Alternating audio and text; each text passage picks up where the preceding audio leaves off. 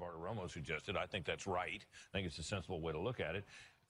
You know, there's no accounting for the tastes of the people in Britain, but they, you know, or at least in Europe in particular. I don't know how the British will respond to this, but my sense about this is that they'll be fine with it, and our allies will be fine with it as long as Donald Trump acts the way I think he can reasonably be expected to act. And we don't, he's so unpredictable. That's what this is about. It's his sheer when he went out to Mexico, remember? Right. And he had the meeting. Yeah, that's right. People talked about afterwards that he had choked and not demanded the wall, but he was very respectful, very moderate, very contained in the meeting. Very presidential. The Mexican president. Right. Yes, he was. He was.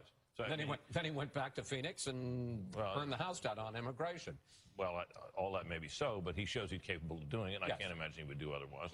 And my sense about this, look, is that he's won. He's got his party behind him. If he gets this one last piece in place, he gets Michigan. If he gets Michigan, he's got it. And I mean, it's hard for me. Or Minnesota. Well, either one, right? Either one will do it. So he's there, and yeah, it is a new reality, that's for sure.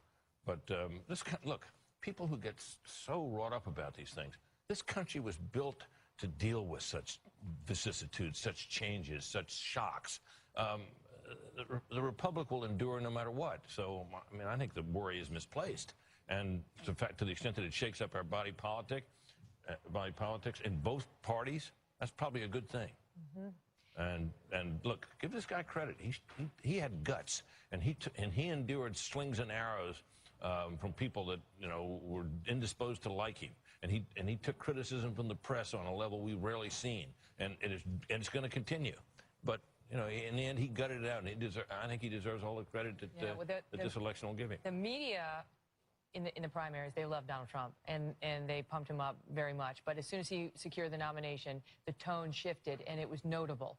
And then any controversy that happened with Donald Trump, they could not get enough of it. Some of the accusers, some of the women who came forward, we don't know whether that's true or it's not true. That's up for the American people to decide. But we're given full hours on other channels to sit and tell their stories unrebutted, with no Donald Trump defender. And there is a question about, of course, Donald Trump's no fan of the media.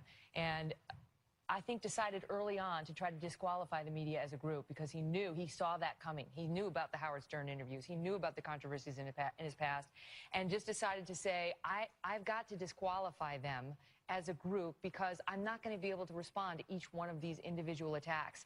And it was effective. It really worked. And it certainly showed that the vaunted power of the media is not what it might once have been. But put this in historical perspective. Compare it to Reagan in '80. The shock that people said, no, this Hollywood actor, he can't. He was a governor in California. For 2 terms. This is the first time, if this happens, as we expect it's going to happen, if he runs either Michigan or Minnesota, this is the first time that someone who's never been in office would be president of the United States. Or served in the military. Or served in the military, obviously. No, I would defer to Carl, who has a much greater historical background than I do, but certainly in my lifetime, which goes back to the first Lincoln administration.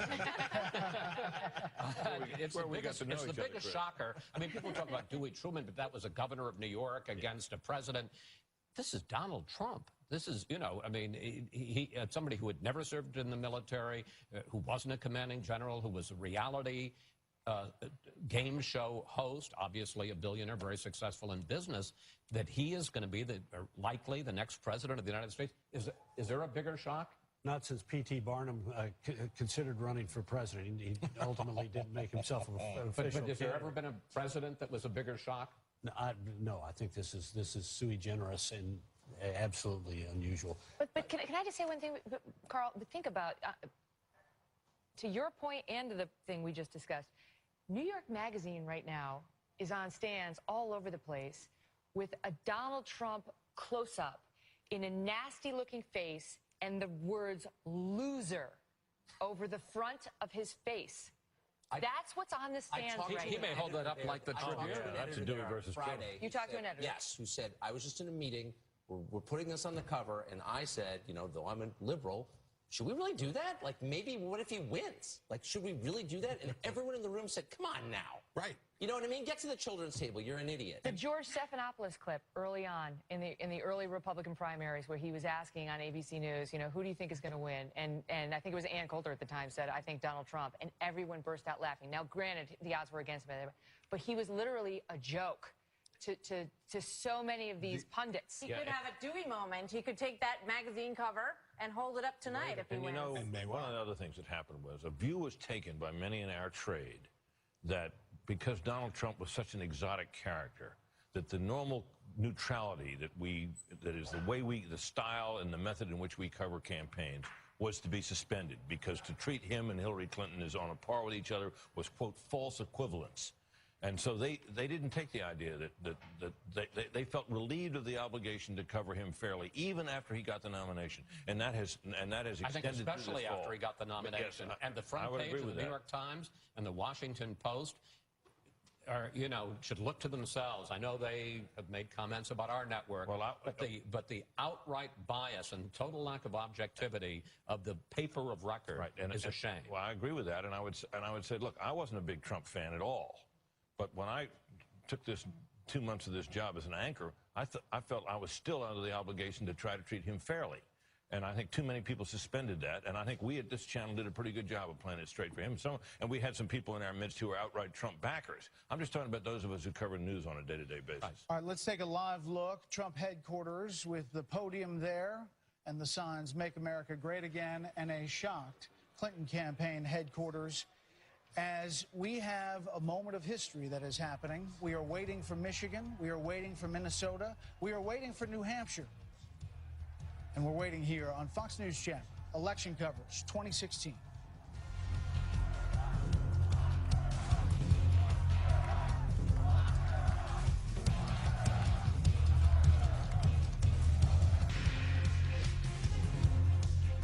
Welcome back to Fox News election headquarters. We have a Senate call for you. The Democrats will hold on to a Senate seat in Nevada. Cortez Masto, will win that seat against Joe Heck, the Republican congressman. This was a hard-fought battle for the seat of retiring Senate Minority Leader Harry Reid, and it was seen that she could get the machine of the Democrats in Nevada to work for her. It worked. And now they hold that seat. It was not a flip, so it's a Democratic seat. So far, they have picked up one as far as flipping seats. On the net gain, they need a net gain of 5. Doesn't look like it's going to happen tonight. Want to bring in Steve Hilton, former strategy director for UK Prime Minister David Cameron. Great to see you, Steve. So even though you were with David Cameron, then you flipped. You wanted Brexit, and we're a big proponent of it. And how do you see tonight's election in America relating to what we saw in the UK with Brexit? Megan, I think there are two really big similarities, and they really go to the heart of explaining what's happened tonight. I think the first is the way in which, during Brexit, you saw the political and media and business establishment really uniting in their contempt for voters who favored Brexit, describing them as narrow-minded and bigoted and xenophobic and racist, and really painting them as just nasty people. And of course, we saw exactly that here, really typified most obviously with Hillary Clinton's basket of deplorables remark, but you saw it right across